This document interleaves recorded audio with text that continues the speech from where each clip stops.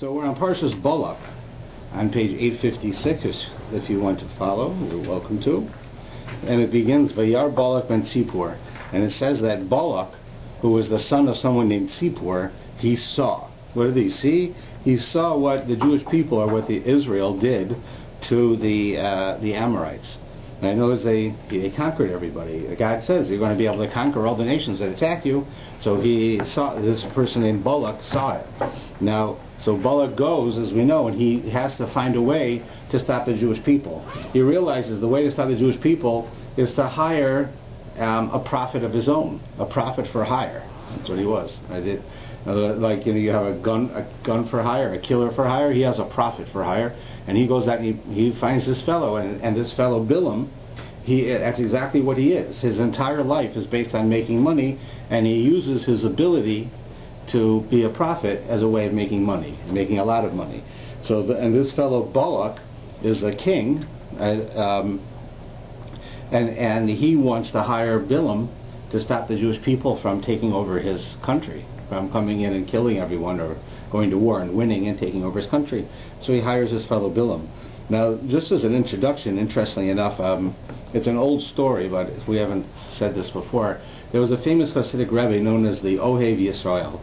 That was the name of a book that he wrote. Ohev Yisrael means lover of Jews. He loves the Jewish people. And that's what he was known as. He was the rabbi of the city of Apt in Europe. And he was known as that the one thing that he stressed that was very important to him was how to act to other people. Right? It's something I talk about a lot here too. But for him, it was the essence of who he was. And so he used to say that no matter what parsha it was, he would always say a Devar Torah about how to treat people, because that's what was important to him. So if it was Breshis, Noach, Lech Lecha, made no difference what parsha it was, he would find in the parsha something to do with that. So it came to this week's parsha, Parshas Balak, and one of his Chassidim said, Rebbe, I've gone through this whole parsha, and there's nothing in this parsha that you can tell me talks about how to treat other people. It's not talking about it. There's nowhere in here. You're going to have a problem when you get up to give your speech this week, because it's not going to be able to be on the topic you want. So the Rebbe says to him, "What do you mean? You don't seem to understand." He said it's very simple how you find it. He says if you look at the word Balak, the name Balak itself, right, which the parsha is called. Balak is the name of the man. He's the protagonist. He's the sort of the evil character, the anti-hero of our story. And Balak is an abbreviation. It's what they call Roshei Tevos for the words V'ahavta l'reacha kamocha. You should love your neighbor as yourself. That's what he says, right? So it's very nice. And so he gives him an answer. But the Chassid looks at the Rebbe and says, "But Rebbe, there's a problem with that. That's not how you spell it. V'ahavta l'reacha kamocha." Right, has a v sound, so you could say that's like a vase, right? And l'reacha, that means v'ahavta is you shall love, l'reacha, your neighbor. So the lamed is a lamed, that's the same. And chamocha, right, is a ch sound, and here it's a kaf, right, a kuf, and it's also the same sound. But they're not the same letters. They sound the same, but they're not the same letters. V'ahavta starts with a vav, not with a vase, and chamocha here starts right with a kuf, and that's with a chaf. Is totally different. So the words aren't the same. So he says, sure, this is a reference to you should love your neighbor as yourself. You see it in the word Balak, but the Chassid says back to the Rebbe, that's not true. The letters of the word Balak are not the first letters of the words. You should love your neighbor as yourself. So the Rebbe says back to the Chassid, he says, if you can say that to me, then you don't understand anything I've said the whole year that you've been here with me. Because the idea is that when it comes to how you treat people, there you have to bend a little bit. You have to, you have to change. In other words, if you want to say literally, it doesn't fit the letters. He says, so I'll bend a little bit, and I'll make it fit the letters. Because when it comes to taking care of people, people have all kinds of crazy things about them. People, have bad days, and they say things they don't mean, and you still have to love them. He says, so when it comes to loving your neighbor as yourself, he says, and all of the idea of how to treat people, so sometimes maybe you don't have to go with the truth 100%. Right? That was his point here. Right? So that's what he means. So that's how he begins it.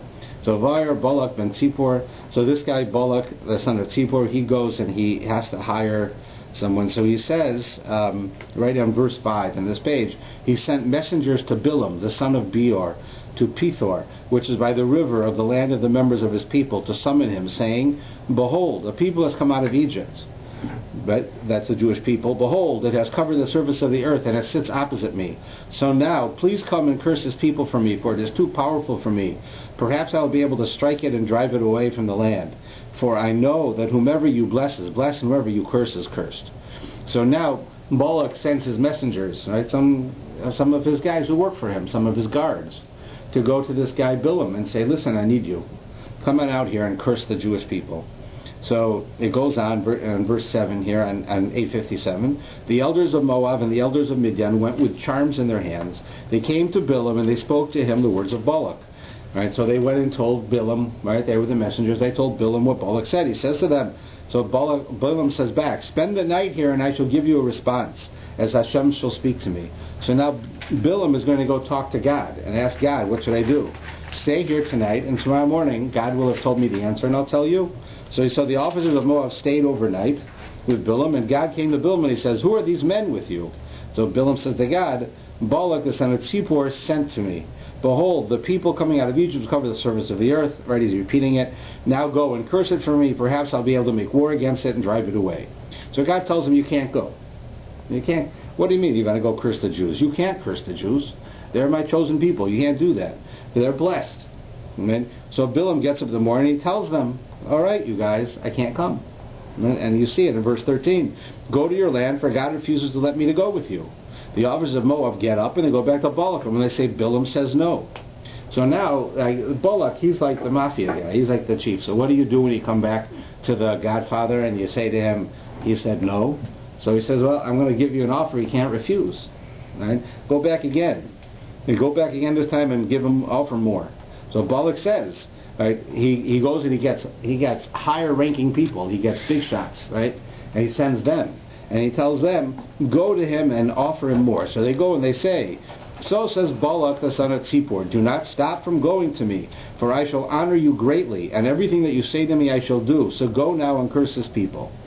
So this time, right, so Bilam says, okay, if Balak will give me his house full of silver and gold, I cannot transgress the word of Hashem to do anything small or great. Right, so Bilam says back to him, listen, I don't care how much money you offer me. Right? He can give me his whole house of silver and gold.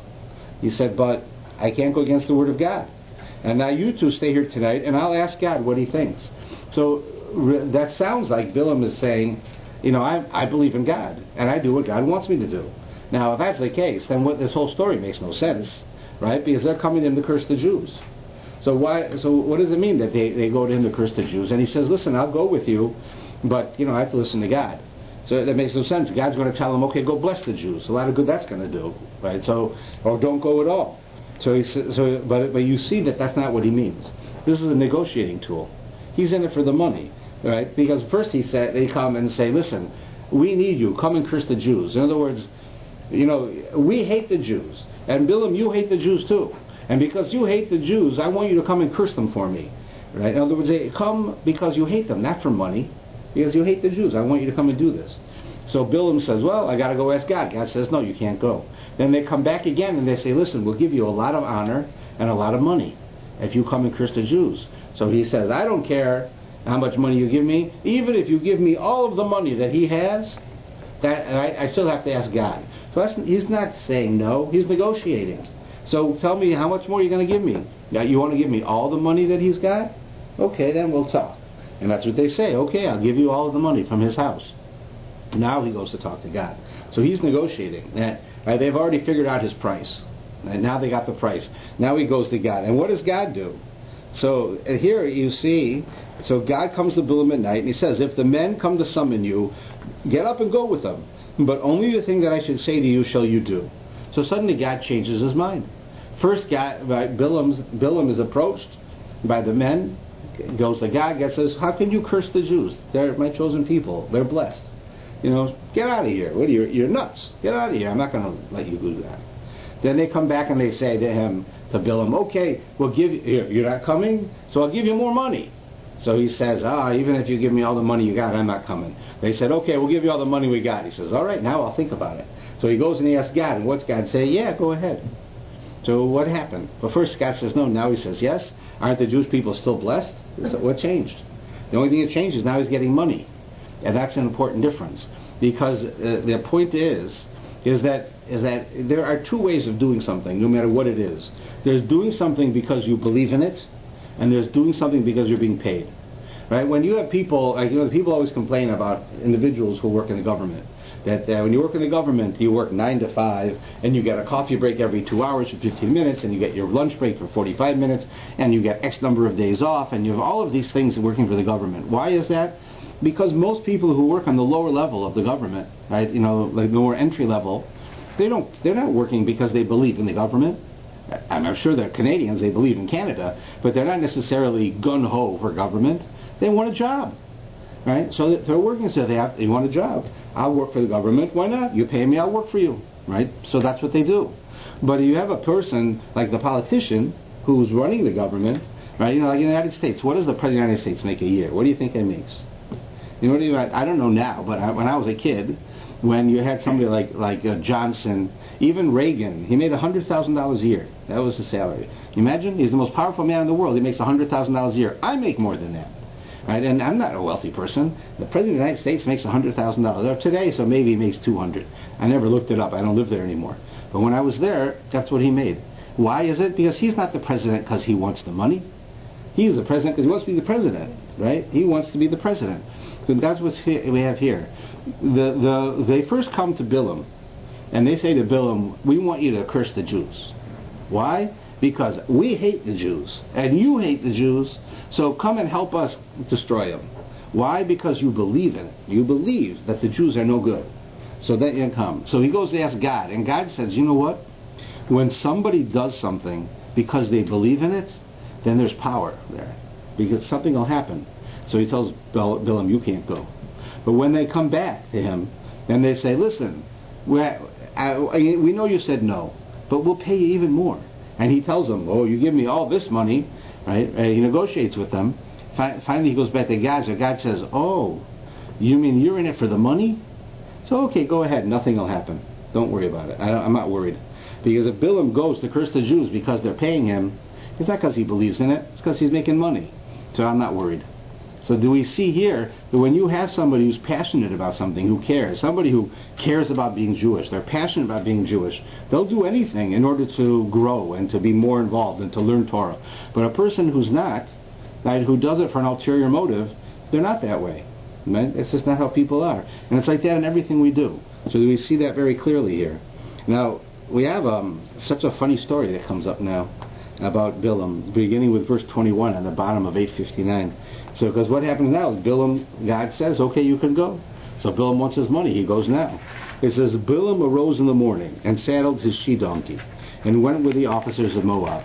Now, if we just stop there for a moment, even though we're going to talk more about this, you notice that if we read the Rashi, I didn't look at it this year, but if you read the Rashi draws a correlation between this line, Bilam arose in the morning and saddled his she-donkey, with another time that the Torah talks about waking up early in the morning, and that was Abraham. It says that Abraham also woke up early in the morning, and he saddled his donkey, and he took with him his 2 boys, and he went to the mountain where he was going to offer Isaac as a sacrifice, the binding of Isaac.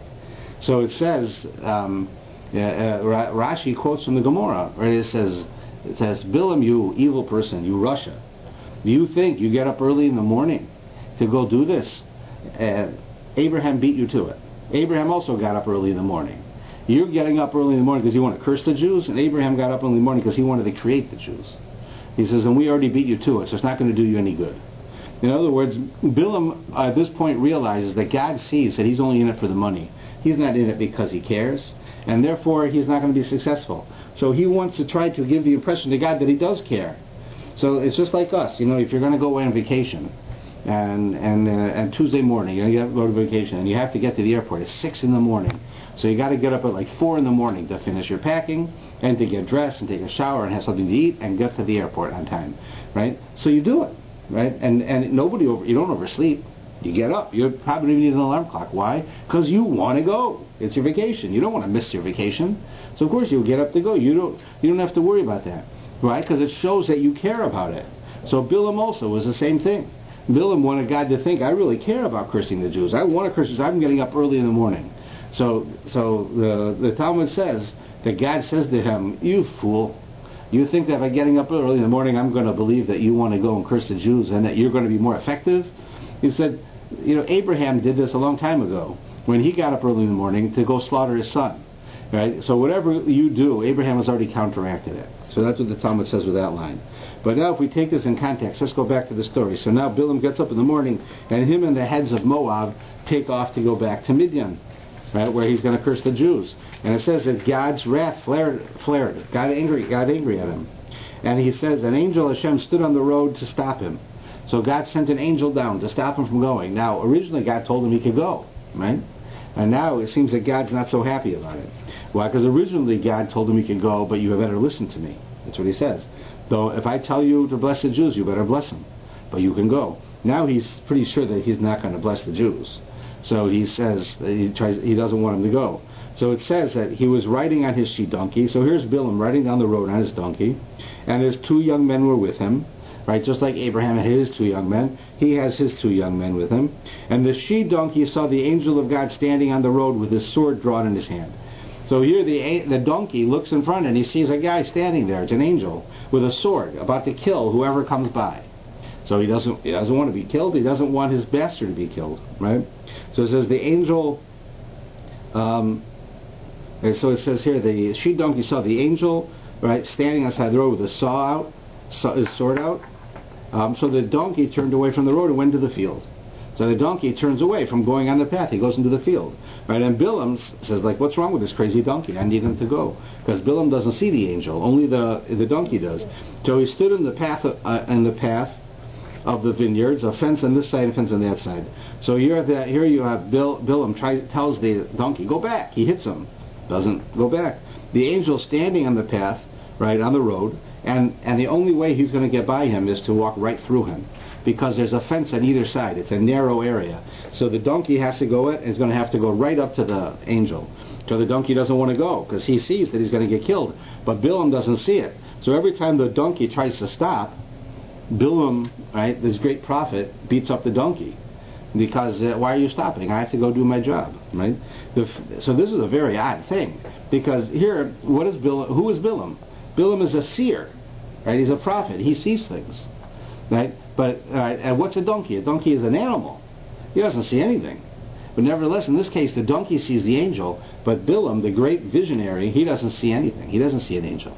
And this is showing us how that the ability that Bilam has to be able to see things, to be a prophet, comes from God. And God took it away from him and gave it to the donkey, just to show him, you know better than a donkey. You're a fool. And you only have the ability to do this because I gave it to you. So you think you're going to go out on the road and you're going to go to the Jewish people and curse them? Matt, you think you're going to do that? He said, I'm going to take away your ability to curse anybody and give it to the donkey. And you see what the donkey does. And the point is that here you're such a strange thing, that the donkey sees the angel but he doesn't. And every time the donkey doesn't go, he keeps hitting him, the donkey. So the angel of Hashem went further and stood in a narrow place where there's no room to turn right or left. The she-donkey saw the angel of Hashem and crouched beneath Bilam. Bilam's anger flared and he struck the she-donkey with a staff. So now you've got enough of a weird story. But now what happens is God opens the mouth of the donkey and he says to Bilam, now the donkey's talking, right? What have I done to you that you struck me these 3 times? Right? He beat him 3 times because he wouldn't go. So he says to Bilam, what is with you? I'm your donkey. I've been your donkey my whole life. I do everything you want. And suddenly I'm trying to help you so that you don't get killed by this angel with a sword out, and you keep beating me up. Now, I don't know about you, but my car, it talks. My car does. I mean, your car probably does too. Now, if I go in my car and I don't close the door well, it says your door is ajar. I don't understand how my door is ajar, but it tells me that my door is ajar, right? But my car tells me that, right? So I said, it'll stop. It'll tell me I need to get gas, right? Cars will do that nowadays, or your GPS will talk to you and tell you turn right here, right into Lake Ontario. right? But it talks to you. So here you have Bilam, who's got a donkey, who can't talk, suddenly starts talking. And Bilam doesn't think anything of it. Like, it's totally normal that his donkey should talk to him, right? I mean, can you imagine if you got into your car one day and you decided you were going to go, I don't know, you're going to go down and you're angry with someone, you're going to go yell at her. So you get in your car to drive down there to yell at this woman that you're angry with. And your car says, you better not go. If you go and yell at this woman, you're going to get in trouble. And so what would any logical person do? Besides the fact that you probably think you're crazy, right? And you're not going to go. Right? One thing's for sure, you're not going to go and yell at this woman. Because for some reason, God's sending you a message that you're not going to get anywhere if you do this. So, but Bilam doesn't seem to care. He has a donkey who suddenly can talk. Not only can it talk, it can say pretty intelligent things, and it sees things that Bilam doesn't see, and it's really there. Right? So Bilam says back to the donkey, you know why I hit you? Because you mocked me. If only there were a sword in my hand, I would kill you. Right? What do you mean the donkey mocked him? And he's telling this to the donkey. You made fun of me. Well, it's fun enough already that the donkey talks. But what does the whole thing mean? And he says, and if I had a sword, I'd kill you. So the donkey is the Bilam. Am I not your she-donkey that you have ridden all your life until this day? Have I been accustomed to do such a thing to you? Right? Aren't I the donkey who does what you want me to do? My whole life, all I've done is what you want. You want to carry me? You want me to carry you? I carry you. You want me to carry your bags? I carry your bags. Whatever you want me to do, I do. So, is it normal that I would go and cause you harm? So he says back, no, you wouldn't. So the donkey's saying, then, if that's the case, then what's with you? Then why are you doing it? Right, why are you doing this? Then it says that Hashem uncovers Bilam's eyes, and finally Bilam sees the angel standing on the road with his sword out. And therefore Bilam bows his head and he prostrates himself on his face. He lays down. The angel said to him, for what reason did you strike your donkey these 3 times? So now the angel's getting into the story. He asks Bilam, so why'd you hit your donkey 3 times? He says, behold, I went out to impede, for you hastened on a road to oppose me. And he says to him, my job, I'm the angel, I'm here to stop you from going to do what you're about to do. The donkey saw me and turned away from me these 3 times. Had it not turned away from me, I would have killed you. I would let the donkey live. And so Bilam now says to the angel, I've sinned, for I did not know that you were standing opposite me on the road. And now, if it is evil in your eyes, I shall return. So now his answer is also very strange. Because now what happens is the angel explains to him why the donkey did what it did. So that's as if the whole story, the purpose of the story of this angel is to teach us not to beat your donkey. That's what it sounds like. But listen, Bilam, I want you to know I'm here, and what did you beat up your donkey for? He said, if your donkey didn't stop you from coming further, I would have killed you with my sword, and the donkey would have been alive. So what do you do? Because the donkey saves your life, you beat him? So he's telling Bilam, you know what the problem is? That you beat your donkey. Well, that's not the problem at all. The problem is he's going to go curse the Jews. But it sounds like that. So, and Bilam's answer is also absurd. Bilam says to him, I have sinned, right? Yeah, I've sinned, for I didn't know that you were standing there on the road. And now, if it's evil in your eyes, I won't go. So, what do you mean he sinned? What sin did he do? What sin did Bilam do? What did he do? He gives him an answer. He tells him, I didn't see you. So it's one thing if God sends an angel and the angel says, God told me to tell you, don't go. So then if you go, you're sinning. But the angel didn't say that. The angel didn't say anything. The angel's standing there with a sword to kill him. And he says, oh, why did you beat your donkey? So he says, oh, I sinned. I did a sin and I didn't know you were there. So it's not a sin to not know an angel is there. How would you know that there's an angel there? Do I know if there's any angels in this room? I have no idea. So the point is as follows. According to some of the commentaries, that it was a sin that he didn't know. It was something that he should have anticipated. He should have understood that there was something going on. There was something extraordinary happening here. That it's not normal for a donkey to talk. It's not normal for a donkey who does whatever you tell it to do its whole life, suddenly to not do what it's supposed to do. The fact that you chose not to see that is a problem. Right? You could have seen it. You could have understood what was going on. But you chose not to. And actually the idea is that there's nobody in the world who's as blind as a person who chooses to be blind. And no one as blind as the one who chooses not to see. And that's what it is. Bilam chose to not see what was really happening. And instead he says, it's not my fault. I didn't know you were there. But the answer is, yeah, that was a sin. Because you should have known he was there. You should have anticipated that. You should have understood that that was the case and that somebody was there. And by the fact that you didn't, right, means that you aren't really here. You're not really listening. You're not participating. You're blind, right? It's like, we have it in our life all the time. We just had it in last week's Parsha too. Last week's Parsha, remember the story with the rock? Right? Moshe has to hit the rock. So he's supposed to talk to the rock, and instead of talking to the rock, he hits it. And God says, because you hit the rock, now you can't go to the land of Israel. Right? It's a big thing. So what was wrong with hitting the rock? So it says that Moshe said, what do you want us to do? We're going to give you water. And God says that he was punished because the people believed when he said, what are we supposed to do? Meaning God and me, is that Moshe also has the power to make water come out of a rock. And he doesn't have that power. It comes from God. So people might misconstrue what he says and say that Moshe is saying, I'm also a God. Right? And of course that's not what he was saying, but somebody might say that that's what he meant.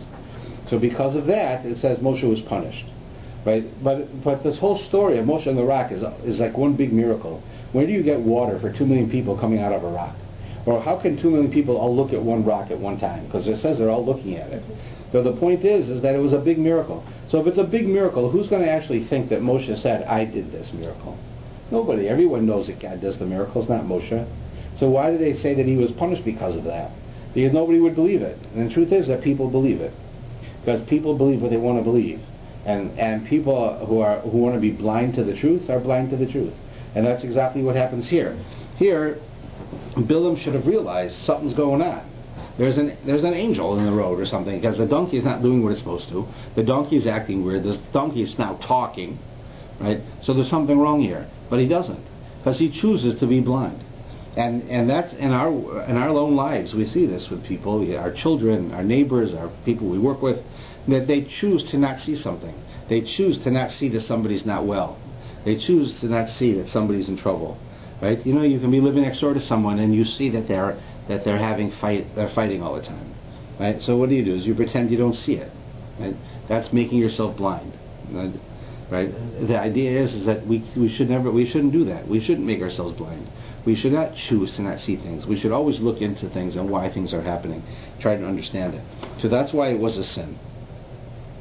So now the angel goes back to Bilam and he says in verse 35, go with the men, but only the word that I shall speak to you, that shall you speak. So he says now, he tells Bilam, go with these men, right, from Moab, these great generals from Moab, and he says, now that you go with them, you have to do what I tell you, right? What God tells you. So Bilam goes with them. Balak heard that Bilam had come, so he went out towards the city of Moab, which is on the border of Arnon, which is at the edge of the border. Balak says to Bilam, did I not urgently send to you to summon you? Why did you not go to me? Am I not capable of honoring you? Right? Because Bilam took a long time. He didn't come so fast, and Balak's all upset. So Bilam says to Balak, behold, now I've come to you. Am I empowered to say anything? Whatever word God puts into my mouth shall I speak. So he says, stop giving me a hard time. I'm here, aren't I? I came. He says, but I want you to know, whatever you tell me you want me to do, I can only do what God wants me to do. So suddenly now Bilam becomes religious. Right? Bilam is a hired killer. He's like a mafioso. Right? And suddenly he becomes religious. Where does that come from? He says, oh, you hired me to kill the Jews? Well, I can only kill them if God tells me I can. Well, of course God's not going to tell him he can. Well, what's he doing here? So the fact is, he's not being honest. He's going to do it anyways. So he says, Bilam went with Balak, and then he came to this place, and Balak slaughtered cattle, and they sent to Bilam, and everybody ate. Right? And in the morning, Balak told Bilam and brought him up to the heights of Baal, and from there he saw the edge of the people. So now Balak, who is the king, takes Bilam to see the Jewish people. They're in the distance, right? He stands up on a cliff, and he looks out in the distance in the desert, and he says, you see those people out there? That's the Jewish people. They're getting closer to us. So when they come here, they're going to take us over. So I need you to stop them, right? So he says, now it says that Bilam goes through this whole thing, and he makes these altars, he offers sacrifices, and he wants to curse them. And God tells him, you can't curse them. So he says, how can I curse? God is not cursed. How can I anger? God is not angry. From where do I get this, that I should be able to do so? Right? And then he goes on to this whole explanation why he's not able to do it. God is not a man. How can I go? God's not going to change his mind. He says I can't do it. I can't do it, right? And you think, so like, what's going on here? And again, what this is a negotiating tool. He went back to negotiating again. He's going to curse the Jews, but he wants more. So Balak says to Bilam, "Go now. I shall take you to a different place. Perhaps it will be proper in God's eyes that you curse him there." So they bring him to another place where he's going to try again. And then this chapter 24 on page 869 begins the next part of it, and it says, Bilam saw that it was good in God's eyes to bless Israel. Bilam realizes, I'm going to have a problem here. This guy Balak hired me to curse the Jews. God doesn't want me to curse the Jews, and I can't do it if God doesn't want me to, because I'm cursing the Jews with God's power, right? So he says, Bilam raised his eyes and saw Israel dwelling according to its tribes, and the Spirit of God was upon him. And he proclaimed his parable, and he said, the words of Bilam son of Beor are the words of the man with the open eye. Now let's just stop at that moment. Now Bilam is now about to give prophecy, where his purpose is to curse the Jews, and clearly he's not going to be able to. So he introduces his prophecy, and he says, these are the words of Bilam, right? That makes sense. He's Bilam. The words of the man with the open eye. But in the Hebrew, it's really the words of the one-eyed man. Right? He's calling himself, I'm a one-eyed man. Now, nowhere does it tell us that Bilam actually had one eye.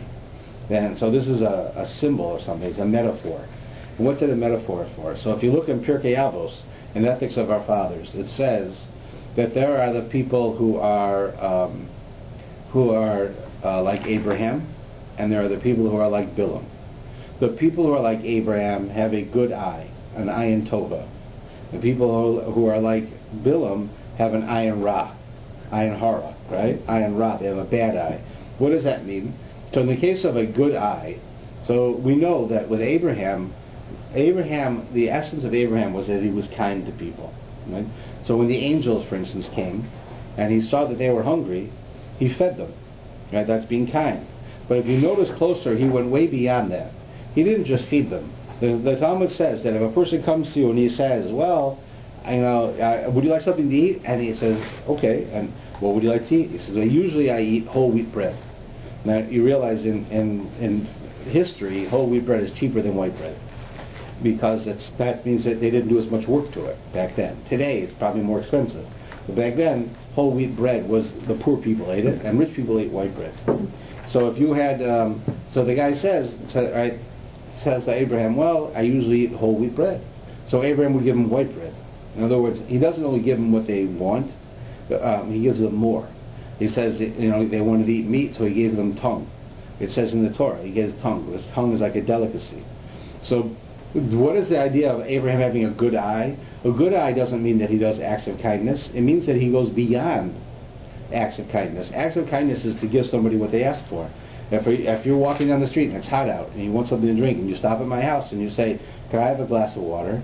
I know you don't really want water. You're just trying to be easy, right? You know that you're coming to my house and you're asking. You're not going to come to my house and say, can I have a glass of I don't know, some type of sherry or a Concord wine. You're not going to. Are you going to say, I'm so hot. Can I have a glass of wine? And you say, no, a glass of water doesn't cost anything. So you think I'll give you that. But so you come to my door and you ask, and I know you want a glass of wine. So I'll give you a glass of wine, even though you asked me for a glass of water, because I know that you'd rather have a glass of wine, right? That's what it means to have an ayin tova, a good eye, that you look and you see what somebody really wants, and that's what you do for them, not just what they ask for, because they're being humble, right? That's an ayin tova. An ayin ra is the opposite, which an ayin ra is that whatever somebody else has, you want it. Not you want to give them whatever they want. You want to take from them. You see, Bilam does it. I didn't read it into the sentence as well, but remember when I told you how the first time they come to Bilam and they offer Bilam to come, he doesn't go. The second time they come and they offer him money, so then he's interested. But he says back, oh, what are you offering me this money? Even if you gave me all of Balak's money, all of his money, he says, I still wouldn't come. And that's his negotiating. So they say, okay, we're going to give you all of his money.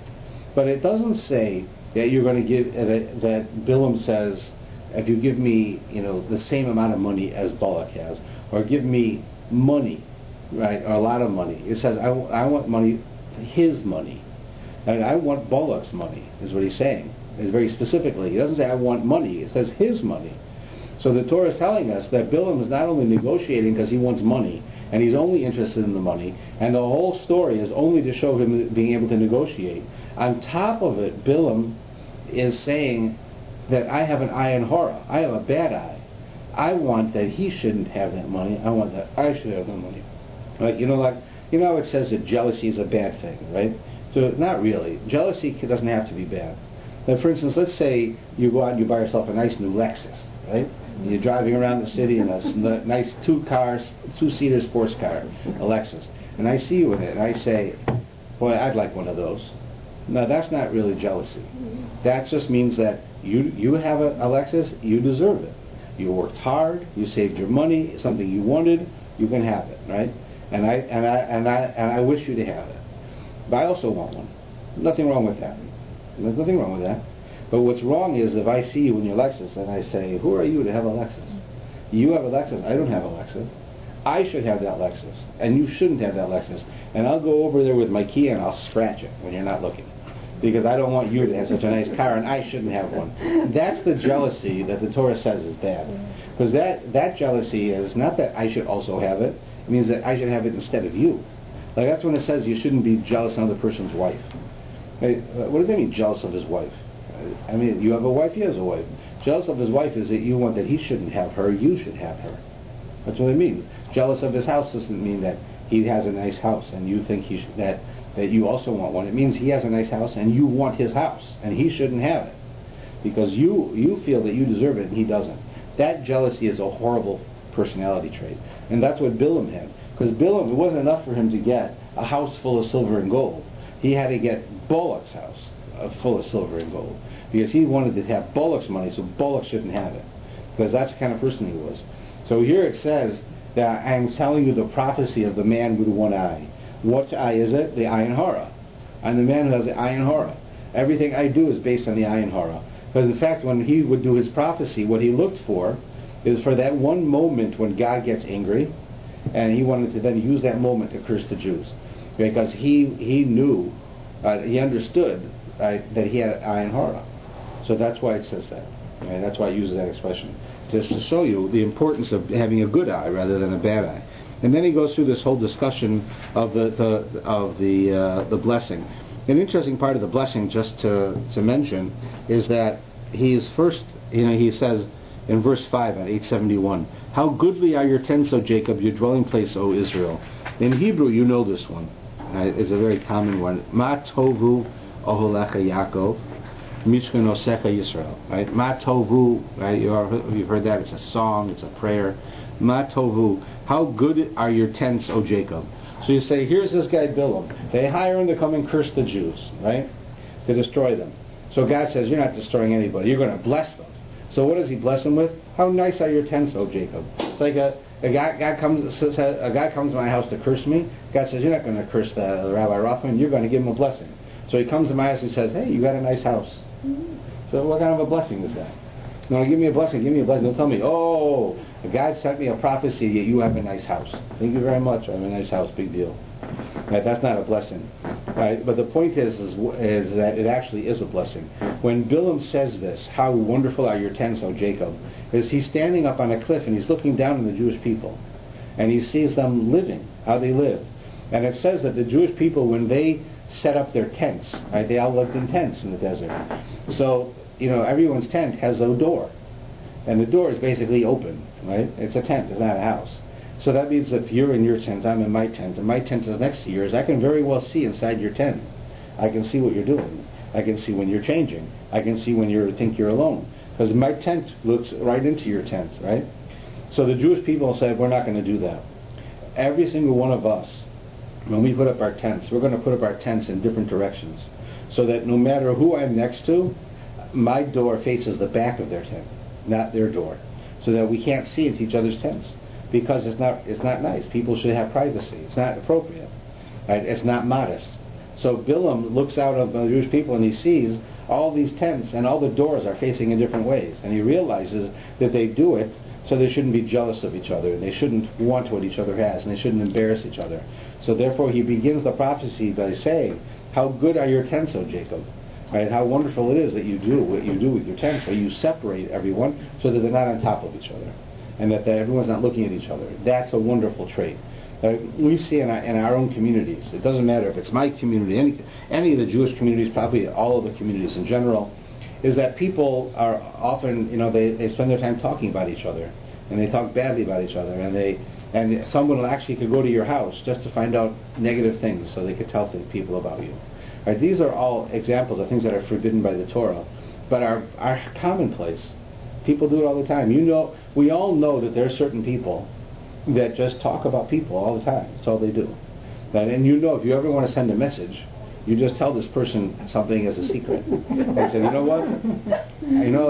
That woman there, her check bounced, and her membership's no good now, right? And I say, but don't tell anybody. The first thing she'll do is tell all her friends. You know what? That woman, her check bounced to the shul, and she'll make it worse, right? Bounced on purpose. And then everyone will be talking about it, and I'll get back to that woman, and she'll be very embarrassed. And maybe it bounced because the bank made a mistake. It wasn't that she was a bad person.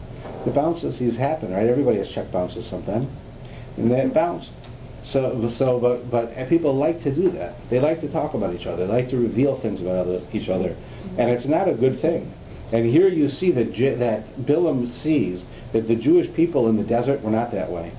They didn't look at each other's business. They didn't look into each other's houses. They treated each other, they talked to each other, they had relationships with each other, but they didn't do that kind of thing. And we know how insulting and detrimental it is when people do those things. Right? We've all had it happen to us, where people said things about us that weren't true or weren't nice, and they said, oh, this person, she always says these silly things, and you never say anything silly, but people say it, and because of it, you get embarrassed because of it. So here, Bilam says, you know what the best blessing I can say? The best blessing I can say is that God should see how the Jewish people live. Look how they live. They're so modest. They don't look at each other's tents. They don't talk bad about each other. That's how you're supposed to be. And that's why I can't curse them, because they're so good. Right? That's what he says. So then it goes on. Right, more of the same. Like on the bottom of 871, it says, Bilam says to Balak, did I not speak to your emissaries whom you sent to me, saying, if Balak were to give me his household of silver and gold, I cannot transgress the word of God, to do good or bad? When Hashem speaks, that shall I speak. And now I go to my people. Come, I shall advise you what this people will do to your people in the end of days. So now he's going to tell him what's going to happen before the Mashiach comes. Now, what's happening here is Bilam says to Balak, just like I was able to go and say how wonderful the Jewish people are because how they live, I'm going to now tell you a secret of how you can destroy the Jews. He says, I'm a prophet, and I can't do anything that God doesn't tell me to do, so I can't destroy the Jews. But I'm going to tell you the secret of how to do it. So Bilam is about to tell Balak the secret of how to do it, and it starts here.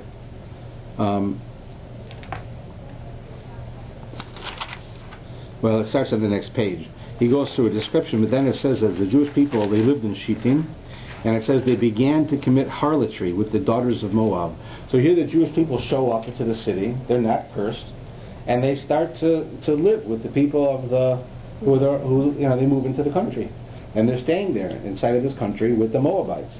Now the Moabites are known as very loose people, sexually. They were very, very loose, and it says the Jewish people came there, and suddenly the men start fooling around with the Moabite women because they let them. And it says that this is actually what I was talking about a moment ago. When I said that Bilam says to Balak, listen, Balak, I'm going to tell you a secret how to get the Jews. I failed. I can't do it. But I'm going to tell you the secret. You know what the secret is? God hates promiscuity. God wants people to be modest. He doesn't want them to flaunt their sexuality. He says God wants people to be humble, and He wants them to be modest in how they act, especially in sexual areas. So what you do is go get your Moabite women to have affairs with the Jewish men, and then God will be mad at the Jews, and He'll punish them, and you'll win. Do that. So you imagine, this is his advice. Bilam is telling the king, take your own people who you're supposed to take care of, that's your job, you're the king, and go prostitute the women to the Jewish people so that the Jewish people should get in trouble. Right? That's a crazy idea, but it works. And that's exactly what happens. It says that the Jewish people went and they were having relations with them. Now, how did they accomplish this? The Gemara tells us that the Moabites who were very promiscuous people, went and they did the following. They got these old ladies to sit in front of the stores, right? I mean, we don't have this today. But today you have to go in the store, right? You go in the store, right? Like at Walmart, you go into Walmart and you got a greeter, right? So in Walmart, a greeter is basically a person who can't really do much else, but they're good to be there for security. So they have a greeter there, right? So what Bilam tells Balak, this is what you do. You go to the marketplace, the downtown of your city. When the Jews come, right, show them all of these beautiful clothing and scarves that you make, and have all the old ladies sitting outside, selling it to them. So the men's not going to think anything of it. The wives are going to let them go. Because what if my husband's going to fool around with a 90-year-old lady? Like, she's going to let him, and he's going to do it? I don't have to worry about this. So she sends him off to go do the shopping. Because they're all old women at the stores. But what they did is that the old woman would say, oh, you like a blue shirt in size 16 and a half? All right, but I have it inside. Come on, we'll go inside and I'll get it for you. And they go inside, and inside they have a beautiful young woman who's not dressed, who would seduce them in order to get them to commit adultery. And that was the idea. The whole idea of what the Moabites did, they wanted the Jews to sin against God by having relations with these women. And therefore, they went and caused that to happen. So when it says here that when the Jews were in Shittim and they began to commit harlotry with the daughters of Moab, it doesn't mean that they just went on their own and did that. They did do it, and you're responsible for your actions, even if you're tricked, but they were tricked into doing it. And because of it, it says there was a terrible ramifications. Because of that, Jews started worshiping idols, right? And the Hashem's getting angry. So Moshe says to the judges of Israel, let each man kill his men who are attached to Baal Peor. So God says, you know what? You have to go, all of the men who are the righteous men have to go out and kill the other men who are doing this. Right? So then it says, behold, this is on verse 6 on 875, a man of the children of Israel came and brought a Midianite woman near to his brothers in the sight of Moshe and in the sight of the entire assembly of the children of Israel, and they were weeping at the entrance of the tent. You know what happens here? You have this guy, he's a prince, one of the Jewish princes. He goes out and gets a Midianite princess, and he brings her back to the temple, right? It's that portable temple, where Moshe and all of the big religious leaders, all of them are. And he has relations with her right there in front of him. Because Moshe wants him not, it says, Jews don't do these kind of things. We don't have affairs with non-Jewish women. We don't do that. Right? We are either married or not married, but we don't do such a thing. Right? So what does he do? He says, we do. He says, yes, I can do this. I can do. I don't care what you say. I can do this. I'm a prince. I can do what I want. So he does it right in front of him, right in front of Moshe. And it says that, what does it say happens? Everybody starts crying because they see what's happened to us. Look what's happened to us. We're at a point where we have people having relations just to teach God a lesson. You say, I can't do this? Well, I'm going to show you. I'm going to go right in the temple and do this. Right? And that's what he does. And Moshe, and all the people are crying because they're so distraught. It's what's happened. And Moshe, it says Moshe doesn't do anything. Right? Moses is standing there. So then it says in verse 7, Pinchas, the son of Elazar, the son of Aaron the Kohen, saw. So here, this fellow Pinchas, he saw what's going on. These people having relations. And he stood up from amidst the assembly. And he's just standing in the crowd. And he realizes, I have to do something. He takes a spear in his hand. He followed the Israelite man into the tent, and he pierced them both. He follows the man to where he's having relations with the woman, and he sticks the tent through both the man and the woman together, the Israelite man and the woman in her stomach. And the plague was halted from upon the children of Israel. Because as soon as God saw the Jewish people are having adultery and worshiping idols, he sent a plague to kill off the Jews. And because Pinchas came and he killed those two people, God stopped the plague. So oddly enough, Pinchas goes and does this. Why doesn't Moshe do it? Right? The answer is that the Torah tells us that Moshe forgot the law. The law is a person who is jealous for God can kill another person who is committing a sin. So if this person is committing a sin, having relations with a non-Jewish woman in public in the temple, right? So that's a sin. So he jumps up to kill him, And he's allowed to. That's what the law says. The law says that a passionate person is allowed to kill another person who is sinning. So that's what he does. He goes and does that. Moshe forgot the law, it says. So he didn't act, but this fellow, Pinchas, acted. Now, I want to conclude with just a story about it that goes into next week's Parsha. It says that in next week's Parsha, it begins about this guy Pinchas, who saved the Jewish people. And it says that God gives him a reward. And the reward is he makes Pinchas a Kohen, which he wasn't originally, and he gives him the blessing of peace. I'm going to give you Brisi Shalom, the covenant of peace. So think about this. This guy Pinchas is a hothead. I mean, he's a hothead for the right reasons, but he's a hothead. He's standing there among other people. This guy comes in, he's having relations with a woman in public.